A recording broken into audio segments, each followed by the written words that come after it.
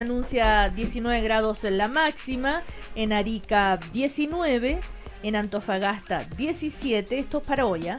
En Talca 12, en Rancagua 11, en Coyhaique 4 grados, ahí sí que puede nevar. Pero es todo esto que estoy hablando, si nieva o no nieva, es para el fin de semana. Bueno, ya estamos en el primer café de hoy, que lo vamos a compartir con Jorge Correa Sutil. Muy buenos días, Cecilia Robaretti. ¿Por qué se ríe usted? Por esa manera, ese énfasis, se está burlando por de lo mí. menos partir con cierto énfasis. Ya, Clarisa Hardy, ¿cómo estás, Clarisa? Buen día. Buen día. Y Jaime Mañalich. Recordemos, buen día, Jaime, doctor, Muy buenos ¿cómo días, le va? muy buenos días. Oiga, recordemos que tanto Jaime Mañalich es integrante de la Comisión Política de la campaña de Sebastián Piñera, y en el caso de Jorge Correa Sutil también es parte del equipo programático de la campaña de Carolina Goich. Y Clarisa Hardy, socialista, también hace parte de... No, de ninguno de ellos dos. No. De la De campaña Alejandro de... Guille. Clarisa, ¿no te habías Está- inscrito con nosotros?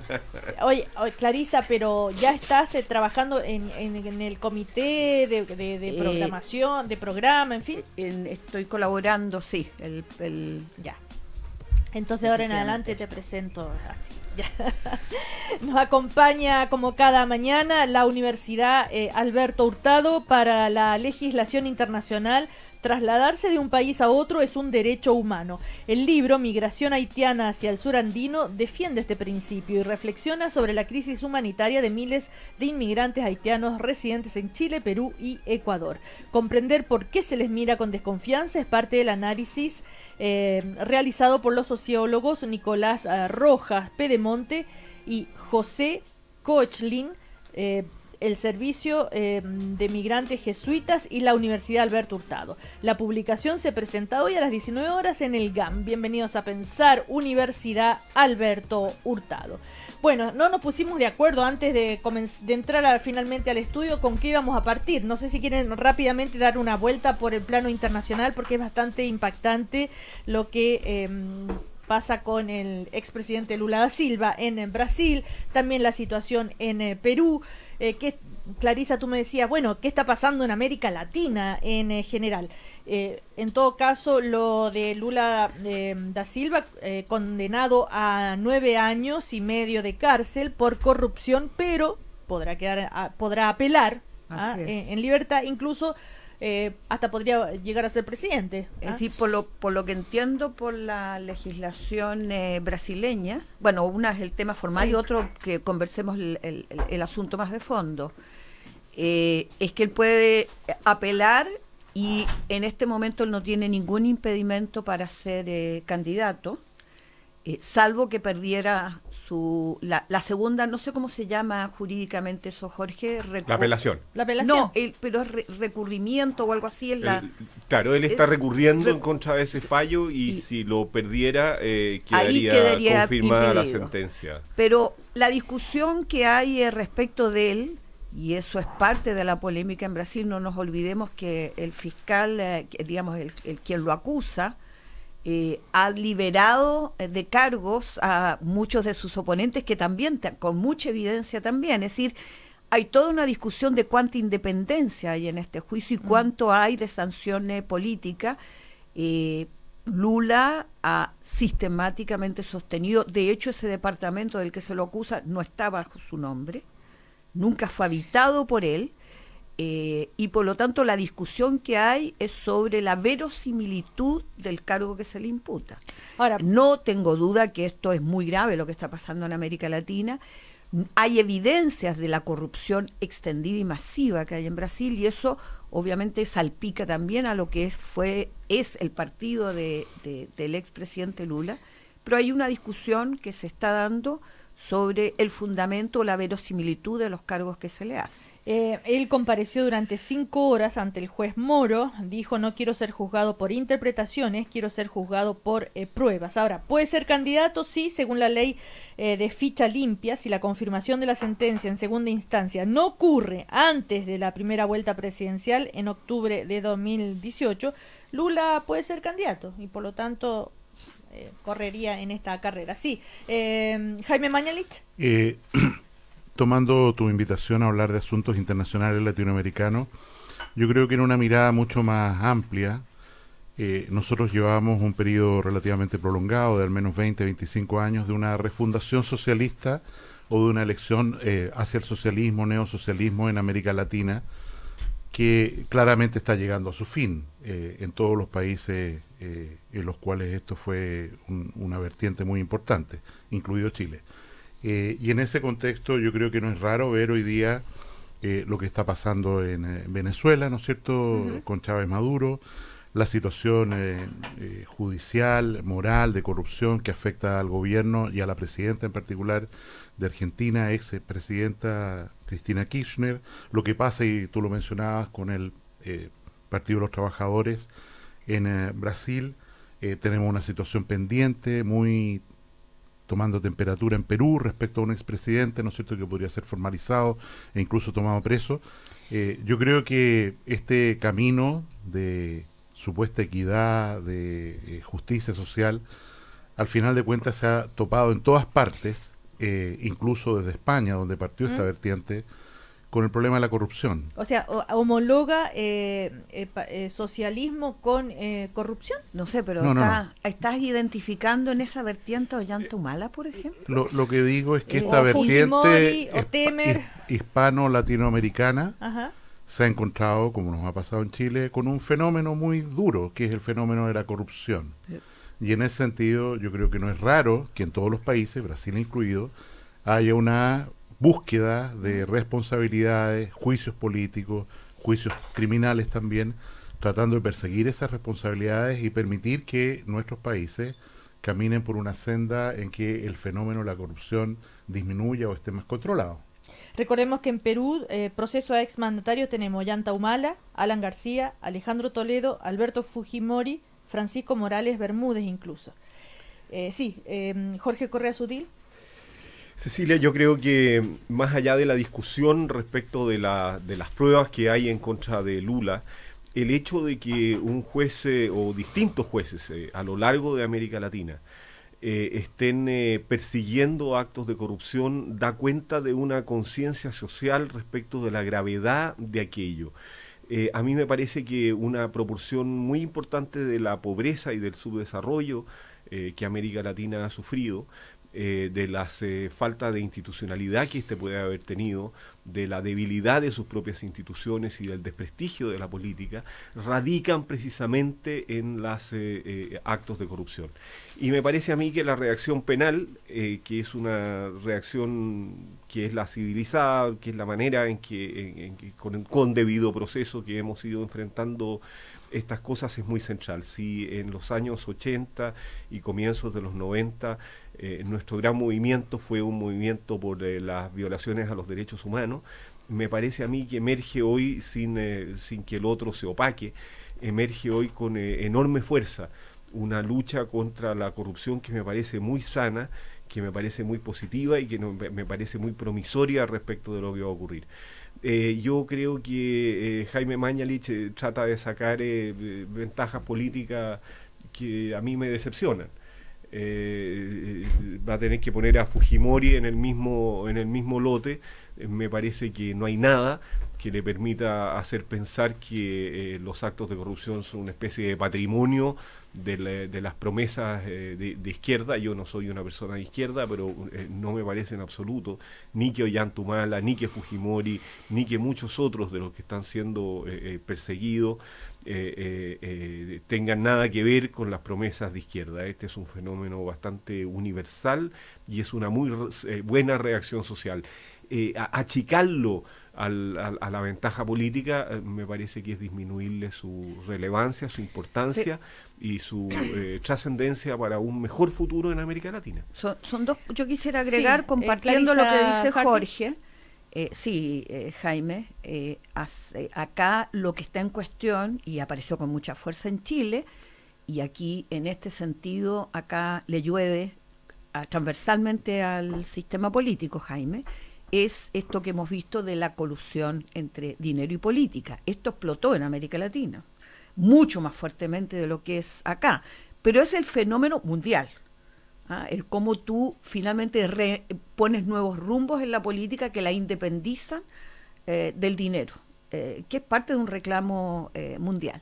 Pero yo agregaría a lo que señala Jorge, que parece muy bien que finalmente se puede enjuiciar en América Latina porque se había naturalizado la corrupción. Uno escuchaba en la Argentina o en Brasil, bueno, roban, pero si me llega, era parte de los argumentos. Hoy en día no es suficiente.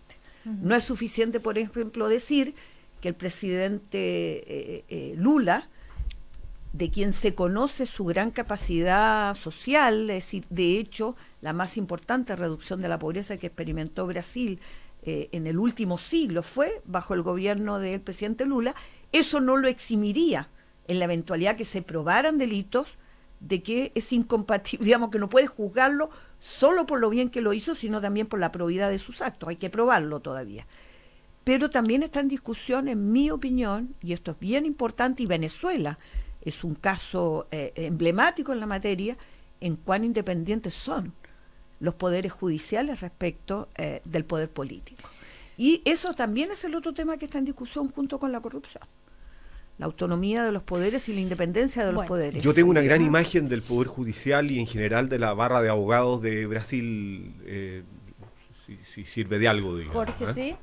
O sea, hay sospechas de politización y de corrupción en muchos jueces, en muchos poderes judiciales en el mundo.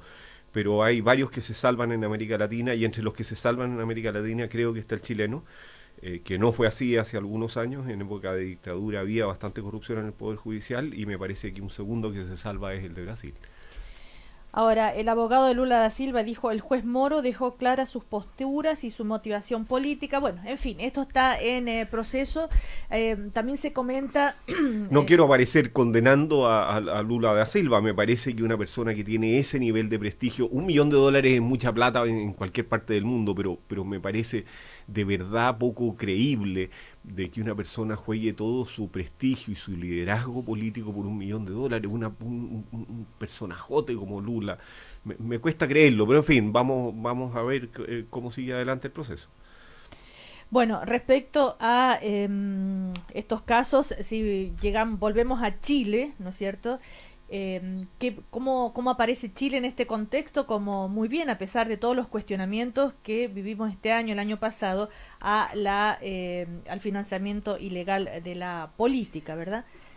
Bueno, probablemente uno de los grandes créditos, méritos, que uno lo ve más desde fuera juzgado, que dentro del país ha sido la capacidad de reacción inmediata frente a las denuncias. Es decir, no es que estés eximido de estos fenómenos del país, sino la capacidad que tienes para enfrentarlo.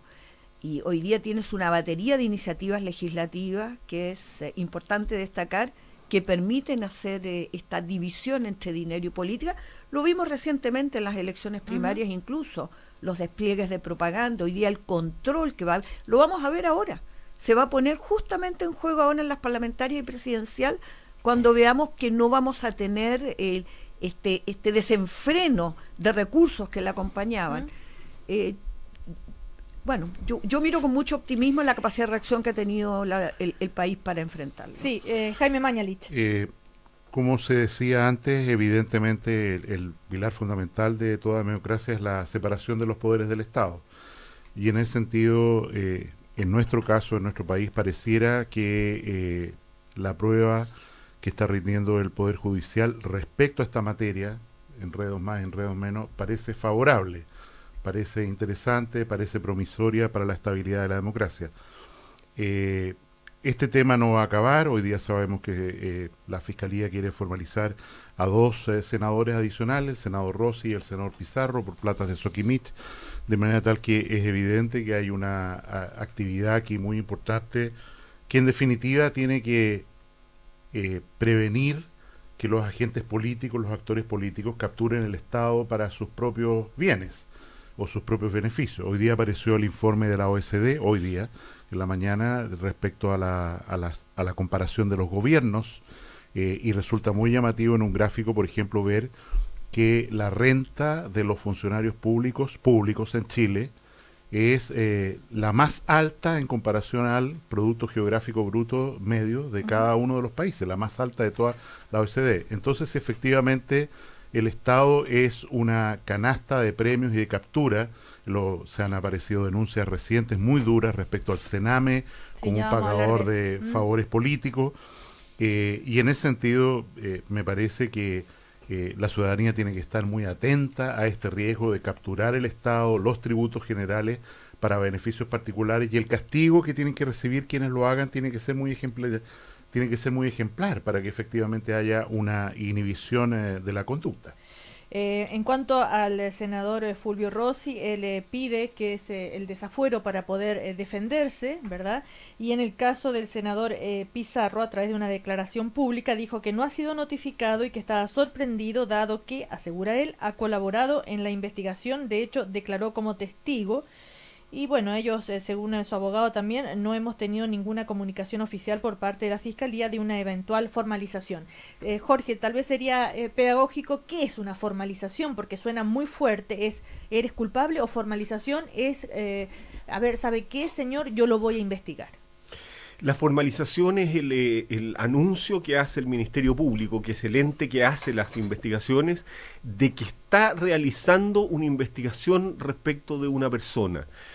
No es la formulación de cargos todavía, simplemente se le pone en conocimiento a esa persona de la investigación, con lo cual esa persona adquiere un conjunto de derechos. Es una etapa muy preliminar en el juicio. Es simplemente el darle la solemnidad, el darle la publicidad, el darle es cierto que todo se sabía que había una investigación de esta naturaleza, pero le anuncia al juez de que está iniciando una investigación, y puede desde ese momento pedir algunas medidas restrictivas de la libertad o intrusivas.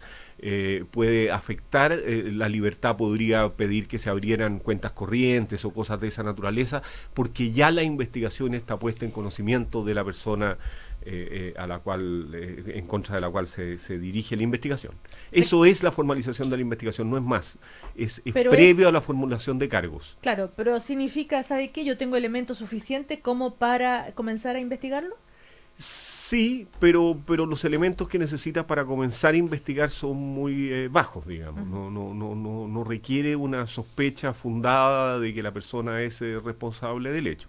Recordemos que las complicaciones para Jorge Pizarro comenzaron en abril del 2015, cuando se conoció que la empresa Ventus Consulting de sus hijos emitió boletas por 45 millones de pesos a Okimich, supuestamente para el pago de asesorías verbales. Y Pizarro renunció un año después, ¿verdad?, a la presidencia de la Democracia Cristiana.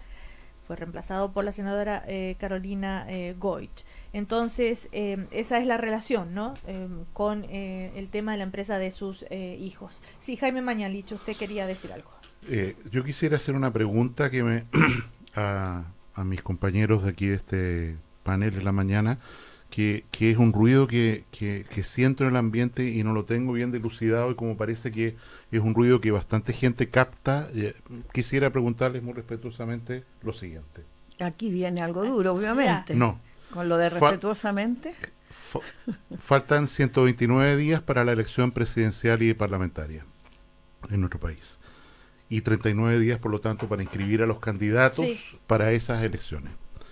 En este contexto, hay un ruido, comentarios, gente que dice que habría un sector de la nueva mayoría que quisiera hacer una labor así a lo tipo Lázaro, de resurrección del expresidente don Ricardo Lagos. Ya, nos fuimos para otro tema. Ya. Ok, bueno, sigamos. Entonces, yo estaría interesado en saber qué hay de cierto en esto, porque la entrevista de Girardi que pasa la semana pasada, el resultado de las encuestas, esta cuestión de que le quieren poner... La revista Cosas. ¿De la revista Cosas? No, sí. ¿qué Cosas? Perdón, discúlpeme. Estaba haciendo propaganda a otro medio. No. Y, en fin, todo el ruido que hay. Yo me tocó compartir con el expresidente Lago en un foro la semana pasada. Él comentó muy bien, lo encontré bastante bien, de salud, muy vigoroso. Y está apareciendo en todas partes. Entonces, quisiera saber, ¿este ruido corresponde a algo real? ¿Hay gente que se está moviendo en esta iniciativa de resurrección? A ver, ¿O en realidad es una idea loca nomás? ¿Clarisa? fíjate que yo iba a hacer referencia a otra materia, pero ya que lo mencionas, al rigor periodístico, informativo, con el cual tú informas a la comunidad, que es el rol de los medios. Lo quería decir a propósito de otras cosas, pero Sí. Yo creo que es insensato siquiera dar crédito a comentarios de este tipo. Hay etapas que se cierran. Y yo creo que si alguien le preguntara al propio presidente Lagos sobre la materia, él pediría de qué están hablando. Se vivió un proceso, el proceso culminó, hay candidaturas en el ruedo, la Democracia Cristiana ha levantado la candidatura a Carolina Goich, los restantes partidos de la nueva mayoría han respaldado la candidatura de Alejandro Guillé, está al borde de culminar su firma. Hemos sabido que el fin de semana pasado, en un solo fin de semana, se recolectaron más de la mitad de las firmas que se requerían. Habían otras tantas, probablemente ya está con creces sobrepasado eso. Distraer la discusión en eso, Jaime Mañalich, yo creo que es parte del uso abusivo de los medios. Sí, Jorge Correa Sutil. Respetuosamente, don Jaime Mañalich, bajo la apariencia de la inocencia y bajo la excusa del respeto, lo que hace Jaime Mañalich es sembrar la cizaña. ¿Pero por qué? Si yo preguntara si son ciertos los rumores de que Piñera se está bajando porque tiene problemas en torno a problemas de limpieza de dineros, y lo hiciera con la misma inocencia y con el mismo respeto con que tú lo has planteado, probablemente tú te enojarías del mismo modo en que yo me estoy enojando, Jaime Mañalich.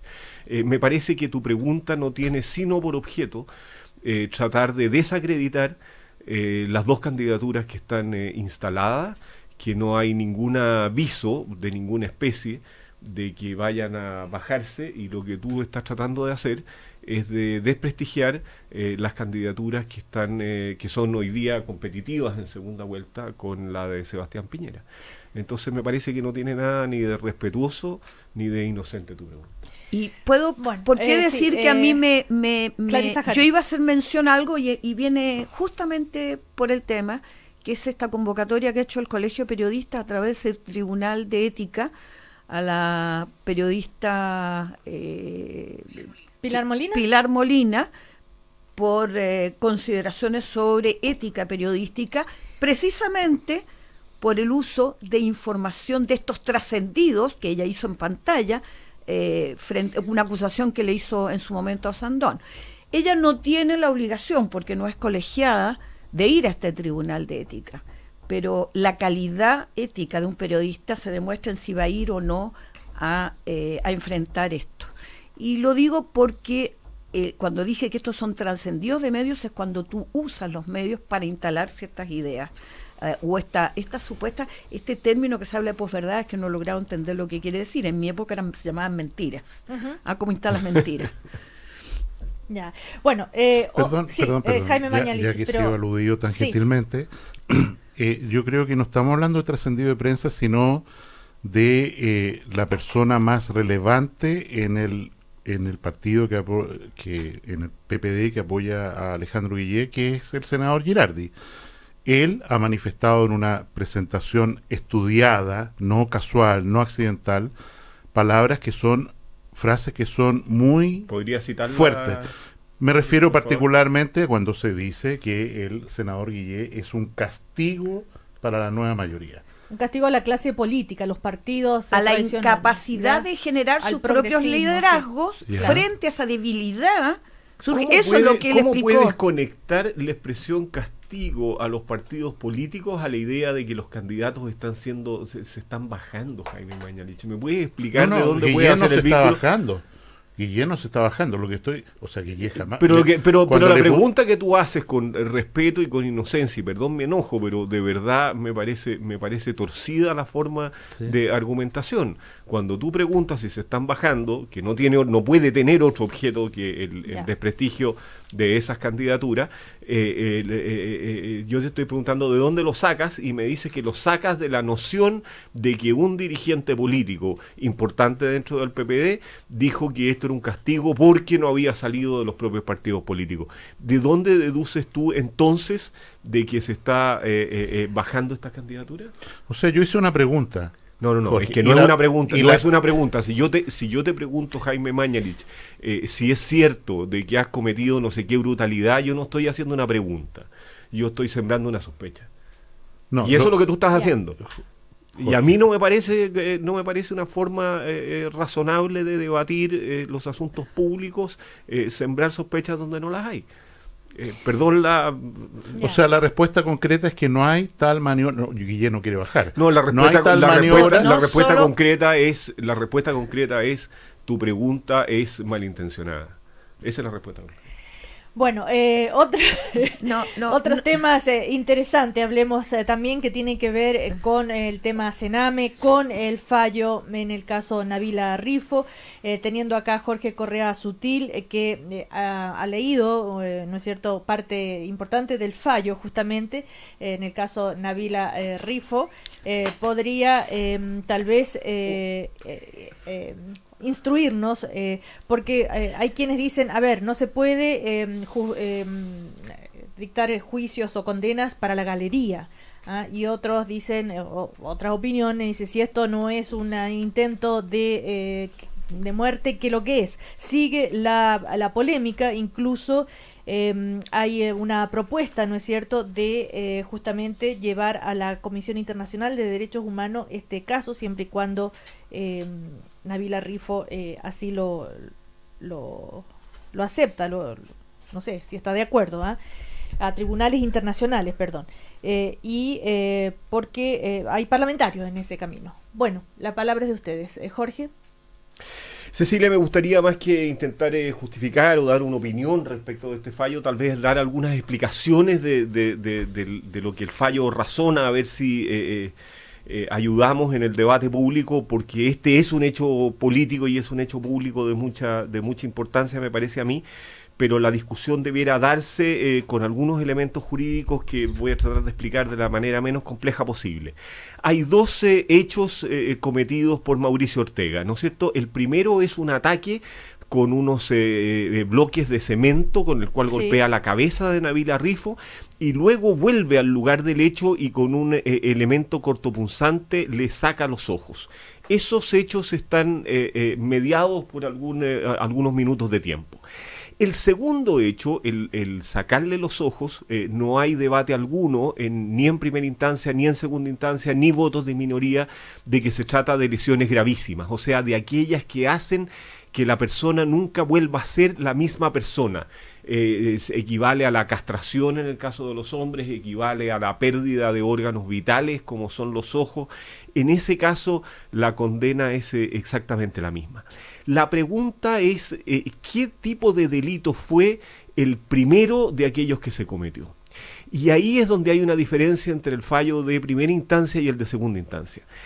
Hay un acuerdo, hay una doctrina establecida ya, y es importante el valor de la tradición y del precedente en los derechos, de que solo hay homicidio frustrado, solo hay un delito frustrado, pero particularmente un homicidio frustrado, allí donde la persona pone toda sabe el resultado que va a producirse, la muerte, y lo busca y realiza exactamente todo lo necesario para que aquello ocurra. Y el delito se frustra por razones ajenas a su voluntad. O sea, tú le disparas a alguien y en la mitad se cruza un dron y la bala pega en el dron y por eso no lo mata. Eso es un homicidio frustrado.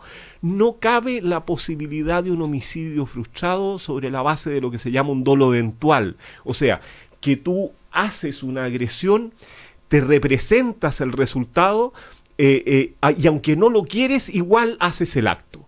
Es la posibilidad de la muerte, no te detienes ante la posibilidad de la muerte, pero no buscas la muerte. Ahora, meterse en la cabeza de una persona para saber exactamente qué es lo que andaba buscando es imposible. y por lo tanto tiene que producirse sobre la base de prueba indiciaria, o sea, sobre la base de los hechos que sí son conocidos. El razonamiento que la Corte Suprema en su voto de mayoría hace, dice esencialmente lo siguiente, dice: ¿por qué regresó el hechor al mismo lugar donde había puesto de su parte todo lo necesario para consumar el homicidio y atacó nuevamente a la mujer causándole una mutilación, lesión esta distinta y menos grave natural y jurídicamente del resultado letal que habría perseguido?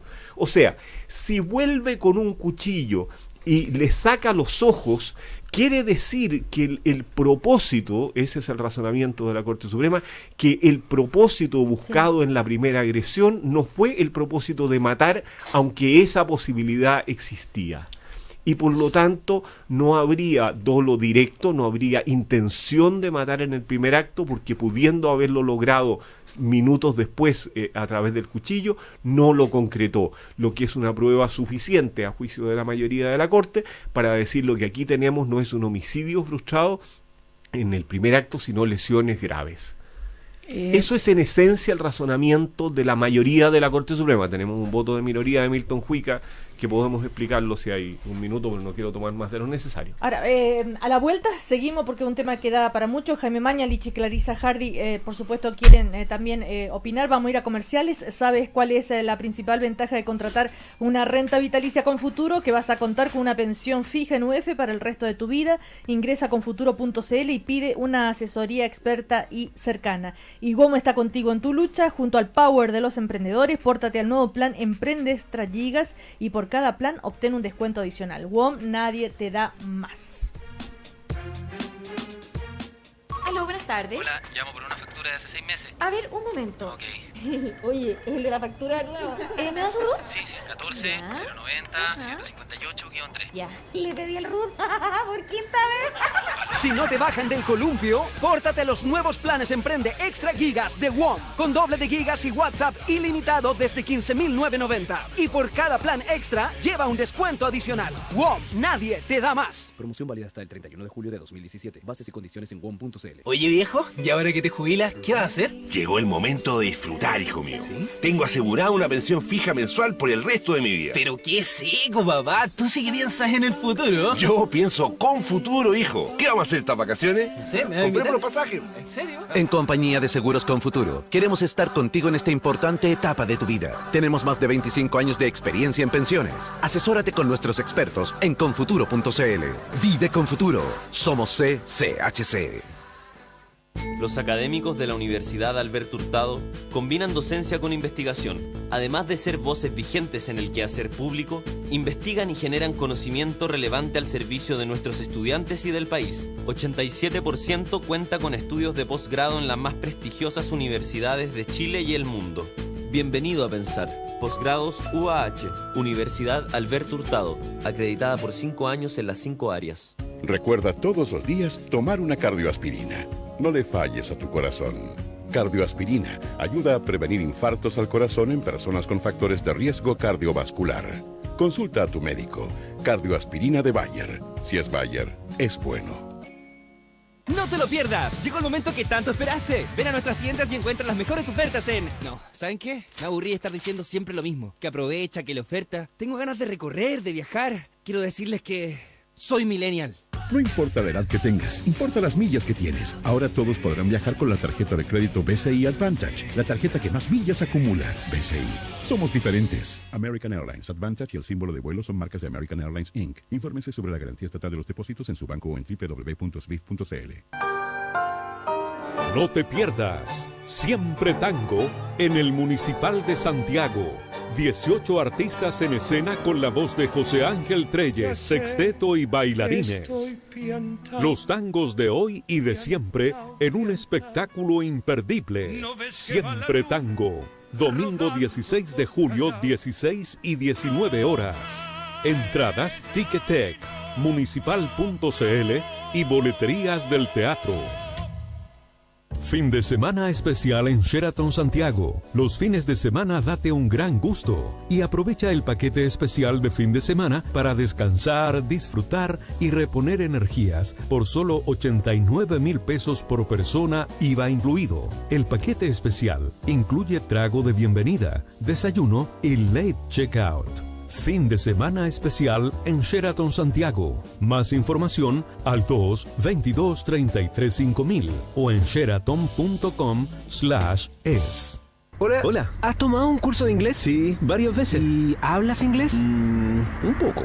En el Instituto Chileno Norteamericano de Santiago te aseguramos el aprendizaje del inglés. Tenemos el curso adecuado para cada nivel, Adult, Teens, Kids. Matricúlate hoy en una de nuestras sedes, Providencia, La Florida, Moneda, y alcanza el dominio del idioma. 100% inglés, 100% norteamericano, 100% garantizado. Infórmate en norteamericano.cl. Matricúlate hoy al 226-777-000.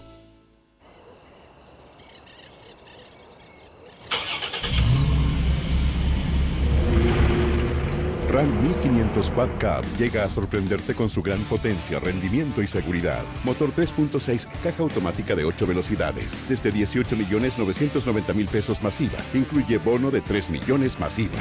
Encuéntrala en nuestra red de concesionarios o en ram.cl. 8 grados. 8 grados en Santiago. Cooperativa. 24 minutos para las 10. 24 minutos para las 10. Cargado a la contingencia nacional. En Cooperativa seguimos compartiendo el primer café. Seguimos en el primer café. WOM está contigo en tu lucha junto al Power de los emprendedores. Pórtate al nuevo plan Emprende Extra Gigas y por cada plan obtén un descuento adicional. WOM, nadie te da más. Y en Confuturo cuentan con una amplia trayectoria en la industria de rentas vitalicias, con más de 25 años de experiencia, entregando la mejor asesoría experta y cercana en temas previsionales. Contáctalos en confuturo.cl. Estábamos hablando del caso Nabila Rifo. Ella dice, justamente me dejó agonizando. ¿Qué más pruebas necesitan? Está el tema de que ella se hizo la muerta para que él justamente no siguiera atacándola. Clarisa Hardy, ¿tú querías decir algo? Jaime, también vamos. Bueno, la primera, yo entiendo, y es bueno para los auditores, que la justicia puede no hacer justicia, lo que hace es aplicar la ley. Y por lo tanto yo puedo entender la indignación ciudadana porque uno siente que este fallo lo que hace es victimizar o castigar nuevamente a Nabila Rifo. Imagínense, ha vivido todo un proceso, un largo proceso, en el que ahora le dicen que es menos grave lo que ocurrió con su daño. Hay una frase de ella que es muy fuerte. Ella señala en su entrevista, soy una muerta en vida. Es decir, la mutilación para ella ha significado morirse, literalmente. La ley lo recoge, obviamente esta polémica demuestra que el problema es de la legislación, tanto es discutible que tienes un voto de minoría.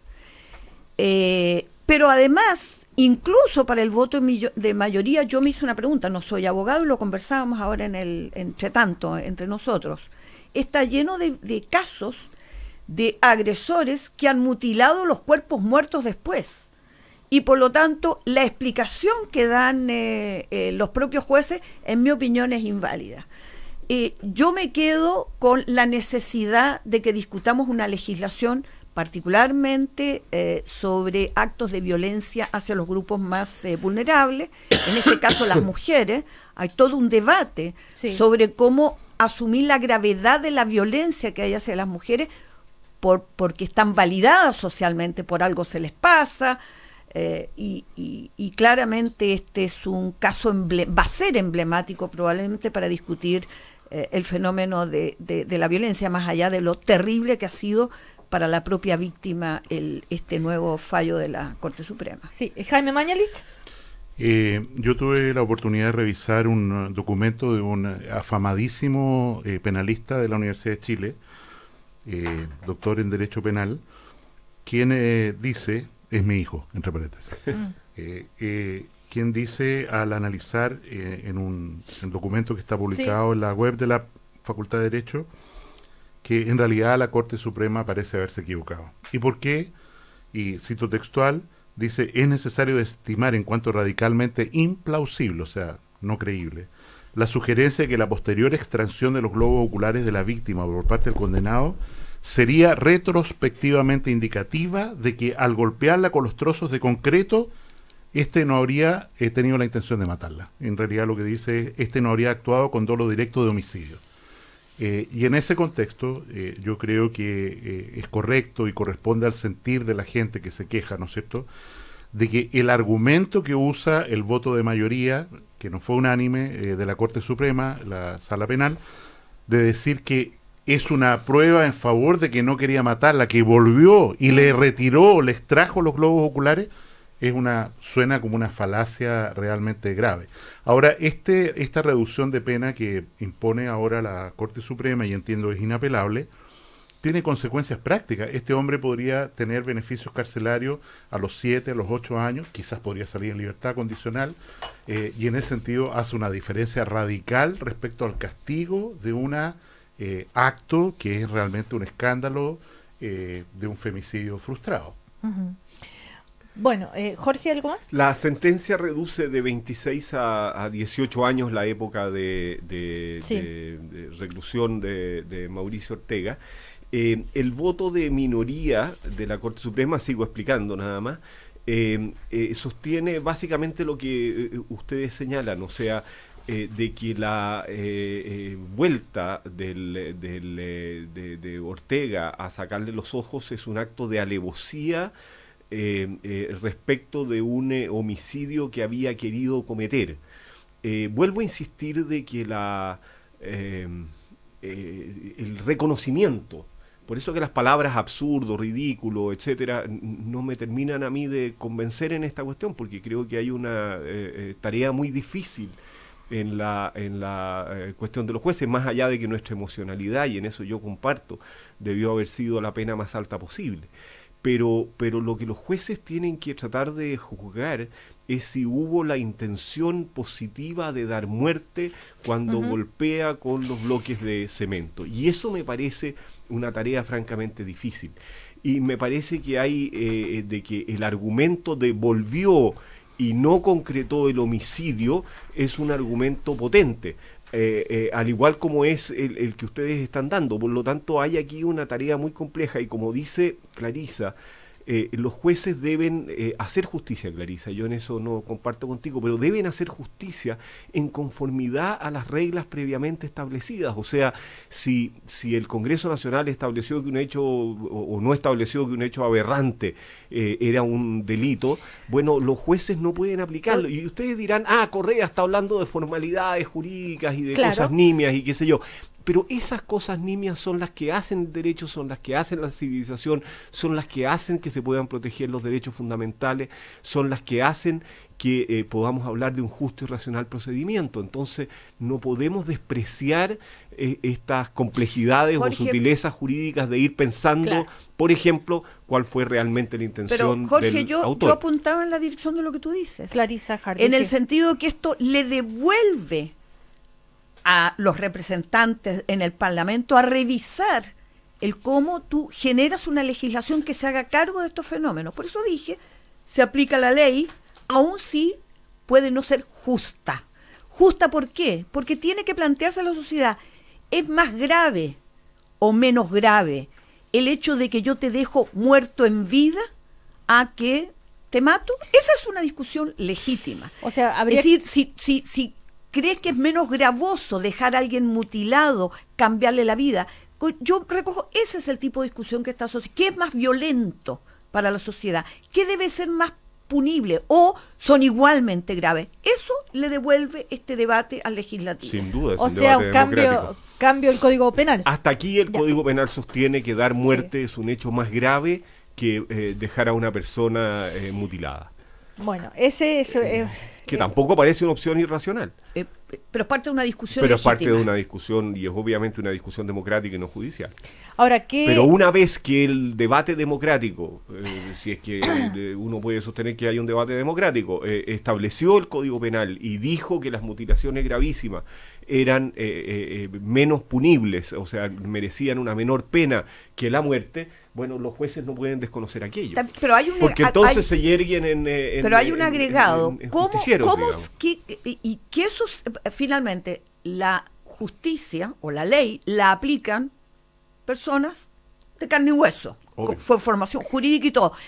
¿Qué los lleva a definir, y la demostración es que hay votos de mayoría y votos de minoría, es que te queda un margen importante de duda a meterse en la interpretación de la finalidad con la que alguien comete? Es decir, si yo agarro un bloque de cemento, le parto la cabeza, como ella dice, he sido operada varias veces, tengo tornillos en la cabeza, decir que no hubo la intención finalmente de matar es algo poco creíble. Justificado porque volvió a sacarle los ojos. O sea, la intención de que no quería matarla está ratificada porque volvió a lesionarla, lo que es una cosa rara.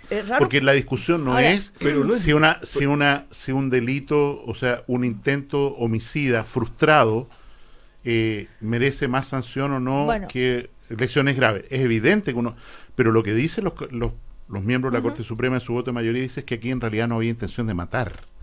Y por eso bajamos la sanción, no es que requiramos un cambio al Código Penal. A ver, en todo caso, ¿qué opinan ustedes de la iniciativa de 2 diputados, Juan Luis Castro, Miguel Ángel Alvarado? Van a invitar a Nabila Rifo a la Comisión de Derechos Humanos en la Cámara Baja y, ¿no es cierto?, con la idea también de tener, si ella tiene la disposición, a llevar el caso, ¿no es cierto?, a la Corte Interamericana de Derechos Humanos. ¿Qué les parece eso? ¿Servirá de algo? ¿Es oportuno? ¿Es correcto? ¿Concuerdan? No sé. Yo creo que más bien aquí hay un llamado, una vez más, a remozar, a renovar un código penal, porque se hizo una gran reforma liderada por la ex ministra Soledad Alvear del procedimiento penal, pero no hay un cambio sustantivo desde hace más de 100 años probablemente del Código Penal, y es evidente que eso tiene implicancias, porque significa que no hay disuasión suficiente, que no hay una lógica en los castigos y que alguien que comete un delito relativamente grave tiene menos sanción que otro uno leve. Y en ese sentido, a pesar de que fue una promesa, un compromiso de la actual presidenta de generar un cambio y recibió informes en este sentido para avanzar en una reforma al Código Penal, es lógico pensar que esto es una tarea pendiente y que hay que tratar de sacarla a la brevedad posible. Bueno, el otro tema social que impacta es el caso Sename, ¿no es cierto? El Instituto Nacional de Derechos Humanos informa que 197 menores denunciaron ya vulneración de sus derechos. Esto es casi un 49% de los 400 niños que han entrevistado. Se están esperando los anuncios del gobierno, ¿verdad?, en esta materia. Pero este informe parcial todavía del Instituto de Derechos Humanos revela torturas, abuso, explotación sexual, todo eso en centros del Sename, violaciones a los derechos humanos que deberían ser compensados, dijo el director del Instituto de Derechos Humanos. Bueno, el tema está ahí. Clarisa Hardy. El Instituto de Derechos Humanos ha continuado en la senda de nutrir de más información a los distintos poderes del Estado y a la sociedad, porque ese es el papel del Instituto de Derechos Humanos. Ha continuado, digo, en la senda, porque yo quiero recordar acá, por si es que se olvidó o por si alguien no supo, el año 2013 hubo un convenio de UNICEF con el Poder Judicial para realizar un estudio similar al que acaba de realizar el Instituto de Derechos Humanos. Entonces no teníamos todavía el instituto, estoy hablando del gobierno anterior, Jaime Mañalich, en el que se llegaron a estas mismas conclusiones. ¿Del primer gobierno de Piñera, dices tú? En el único gobierno de Piñera. Pero volvamos al tema que nos ocupa. Lo digo porque esto, para no centrar la idea de que esto es un descubrimiento nuevo. Había un cúmulo de información que en su momento este estudio del año 2013, como digo, de un acuerdo entre UNICEF y el Poder Judicial, que arrojó evidencia muy similar a la que acaba de sacar el estudio que está haciendo el Instituto de Derechos Humanos, con la diferencia que como no era un tema de agenda pública, no había habido todavía la muerte de Lisette, que es la niña que destapa todos estos horrores, este estudio fue desestimado y desacreditado en el gobierno. En su momento el director del Sename de entonces, de 2013, fue desacreditado incluso por algunos parlamentarios y fue desacreditado por el propio Poder Judicial, que la jueza que fue puesta como contraparte del estudio, se conoció como el informe Geldres por el apellido de la jueza, fue sacada de este proyecto, con esta misma evidencia. Entonces quiero decir que a mí me alegra que haya una institución ahora como el instituto que tiene credibilidad, legitimidad, que lo muestra, que va a obligar a visitar estos institutos a iniciar investigaciones que sean finalmente punibles para ver que se castigue, que se repare y cómo se repara, parte de lo cual también el gobierno va a informar. Yo entiendo que fruto de la denuncia que también hizo la Contraloría el 2015 con mucha de esta evidencia, hay mucha evidencia acumulada. Hoy día no le podemos sacar el bulto a esto, y en esto hay responsabilidades políticas también del gobierno anterior, Jaime, lo señalo, porque llamar ahora a una política de Estado subiéndose al chorro, en el caso del expresidente Piñera, no le he escuchado a él, porque todos dicen que pida a la Presidenta de la República a nombre del Estado disculpas, tampoco le he escuchado al expresidente Piñera decir, también yo fui ciego, también me equivoqué, también en mi gobierno lo omitimos. Yo no quiero empatar, quiero decir que las responsabilidades políticas se asumen también colectivamente. Sí, Jaime Mañalich. Yo creo que hemos tenido unas semanas de mucho ruido respecto al tema Sename. Conocemos el informe de la Comisión Investigadora de la Cámara de Diputados frustrado, y nos hemos concentrado en que si la ministra Blanco cometió una negligencia inexcusable, si en realidad esto es para tanto, para mucho. Creo que estamos desenfocados. Y en ese sentido, evidentemente, hay un tema por adelante que es la reparación del daño causado por el Estado durante muchos años y gobierno. Pero me parece muy urgente iniciar un acuerdo, como se llame, para no acuerdo politizar, nacional, un acuerdo liderado por la presidenta, lógicamente, que ponga coto y resuelva este problema para que no siga ocurriendo. El informe entregado ayer por el Instituto de Derechos Humanos en Chile es de nuevo categórico en señalar que se cometen violaciones, que hay explotación sexual, que hay lesiones, que hay maltrato psicológico, y lo confiesan simplemente los niños entrevistados en esta visita que un grupo muy destacado de profesionales hizo a los distintos centros. 171 centros se visitaron, ¿eh? Y en ese sentido este trabajo merece ser agregado, o insisto, tomado muy en serio, para tomar acciones. ¿Y a quién le corresponde tomar acciones? No hablo de ninguna responsabilidad política por el pasado. Es evidentemente al gobierno, y liderar una agenda de Estado que continúe en los próximos gobiernos, que cambie el estado actual de las cosas. Ahora, en cuanto al concepto de violación a los derechos humanos y cómo se puede compensar esto, justamente el director del Instituto de Derechos Humanos hace una pequeña diferencia en cuanto quizá a las compensaciones a las víctimas de derechos humanos en dictadura y estos niños, lo cual también genera un poco de indignación, porque dice, a ver, ¿cómo pueden hacer una diferencia? La diferencia está en en el tipo de compensación, digamos. Jorge, ¿cómo lo explicarías tú? Sí, yo primero no calificaría el informe de la Cámara de Diputados como frustrado, porque tal como conversábamos la semana pasada, se ha provocado el impacto político que necesitaba, y yo creo que en ese sentido, aunque haya sido votado en contra y aunque haya producido al principio algún ruido respecto más bien de política que es lo que suele ocurrir cuando no queremos mirar los horrores que nos muestra el espejo, comenzamos a hablar de otras cosas. Pero finalmente como sociedad creo que estamos comenzando a hablar de los niños, y por lo tanto yo creo que no es un informe frustrado. Cecilia, cuando el Estado es responsable de violaciones a los derechos humanos porque las personas se ven privadas del ejercicio de sus derechos fundamentales por agentes del Estado, es un deber del Estado dos cosas.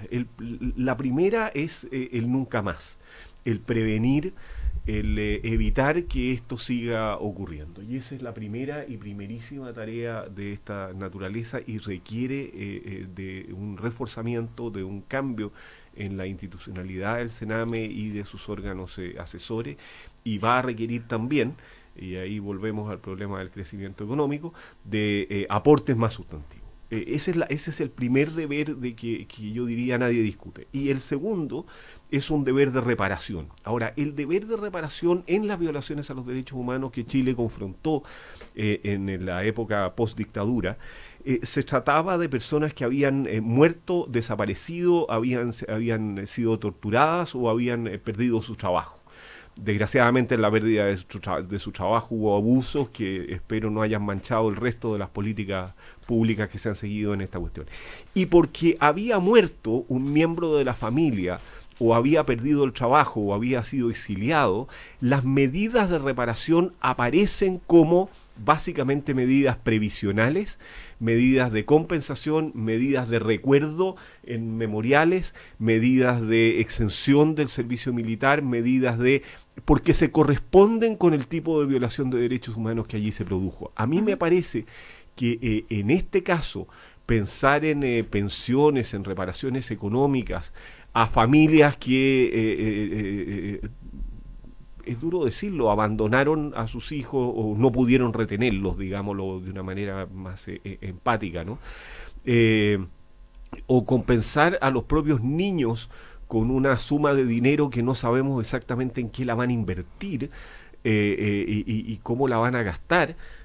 A mí no me parece que sean el mismo tipo de reparaciones en aquello que debiéramos estar pensando. La reparación en este caso consiste precisamente en poder reacoger a esos niños, hacerlos volver a la educación, reforzar sus vínculos afectivos y nuevamente se parece mucho a la misma política relativa al Sename que yo hablaba recién. O sea, prevención y reparación tienden a confundirse mucho más, me parece a mí en este caso. El mayor daño es el daño aparte del socioeconómico, que sin duda afecta mucho las vidas de las personas, son los daños psicológicos y emocionales que te marcan de por vida.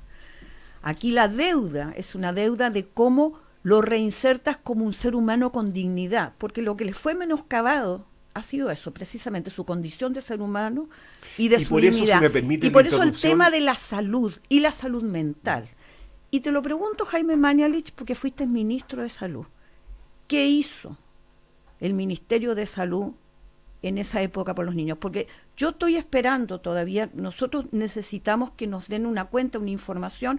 Cuando Solange Huerta asume en medio de esta situación, recordarán, la dirección del Sename, una de las tareas fundamentales que se le puso fue el cómo se empezaban a dar apoyos en salud en los distintos centros. Yo supongo que va a haber una información al respecto que nos dé cuenta de cómo intersectorialmente las distintas, el sistema, educación y salud en particular, están apoyando hoy día a los niños de estos centros.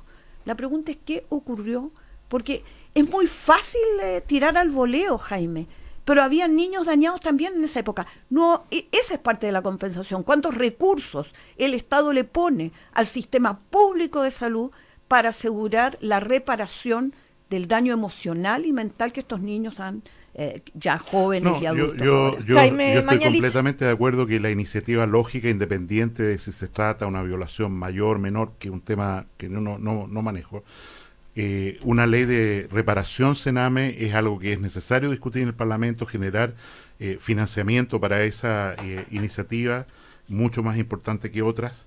Y respecto a lo que tú preguntas, efectivamente en la institucionalidad del Sename, yo creo que hay una estructura errónea en el sentido de que depende del Ministerio de Justicia y me parece, y así lo discutimos en su momento y lo sugerimos con el ministro Bulnes de Justicia en la época, que aquí debería haber una doble institucionalidad y que los niños víctimas, vulnerados, deberían depender del Ministerio de Salud directamente y no, a propósito de lo que tú preguntas, con un convenio que no está financiado y del cual el Ministerio de Hacienda nunca ha generado ningún financiamiento. Respecto a la magnitud... ¿Le solicitaste al ministro de Hacienda de tu época recursos para apoyar, por ejemplo? Solicité recursos para apoyar la acción de salud en los servicios municipales de salud para atención atención de víctimas del Sename, pero hay que decirlo claramente, la magnitud del daño y el perjuicio que nosotros conocemos hoy día no era evidente en esa época. 2013 estaba el informe que te menciono.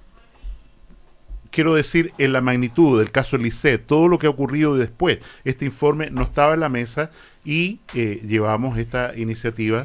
Pero vuelvo a decir, Clarisa, aquí lo importante es reparar a quienes fueron dañados y pensar en el futuro como una política de Estado. Seguir sacando, como tú haces, que la cuenta, que este sí, que este no. Yo creo que tenemos que cerrar. A raíz del uso y la politización que se hizo. En el programa pasado, hace una semana, dije que lamentaba que la politización del tema hubiera olvidado el debate de fondo de los niños. Por eso lo acabo de decir. Mis colegas aquí en el panel están de mal humor hoy día. No, tengo que pasar un aviso. Sí, es Jaime Mañali. ¿Puedo? El día domingo, en Talagante, me encontré con un admirador tuyo, Cecilia, don Manuel Romero. Me dijo que te amaba, que encontraba que era lo máximo. Y me dijo que si no lo decía al aire, la próxima vez que me iba a tratar muy mal. Así que cumplo. Tenemos un competidor. Manuel Romero de Talagante ama a Cecilia Robaretti y ya, Manuel, el tema sigue en tus manos. Manuel, muchísimas gracias. Bueno, nos quedan 30 segundos solamente. Una pena no alcanzamos a hablar sobre la polémica del bus de la Libertad. Una frase, Jorge, porque tú querías hablar de ese tema. No puedo en una frase, Cecilia. Lo lamento. En una frase no puedo. ¿Pero encuentras que es muy grave eso? Legalmente en Chile rige una prohibición absoluta de censura previa. Por lo tanto, legalmente, una vez más, el bus puede circular. Moralmente yo tendería a pensar de que aquí hay una manifestación odiosa hacia minorías insulares que han sido suficientemente dañadas y por lo tanto me alegro del debate que se está produciendo y yo soy muy crítico respecto de la circulación del bus. O sea, tú ¿Así de corto? Sí, pero tú hubieras prohibido la circulación. Jurídicamente no puedes prohibirlo, es censura previa. Ya, o sea que... Mientras la Constitución diga lo que dice, es una de las pocas constituciones del mundo que prohíbe absolutamente la censura previa. Yo creo que legalmente el gobierno no puede hacerlo. Ya, pero eso está bien o está mal, según tú. Yo preferiría que hubieran algunas fórmulas de censura previa respecto de la vocabulario odioso, digamos, no contra los poderosos, sino contra aquellos que típicamente sufren el prejuicio de la sociedad. Y en este caso me parece que es el caso. Interesante la reflexión de Jorge Correa Sutil sobre este tema. Gracias, Jaime Mañalich, Jorge, Clarisa Hardy. Hasta la próxima semana. Chau, chau.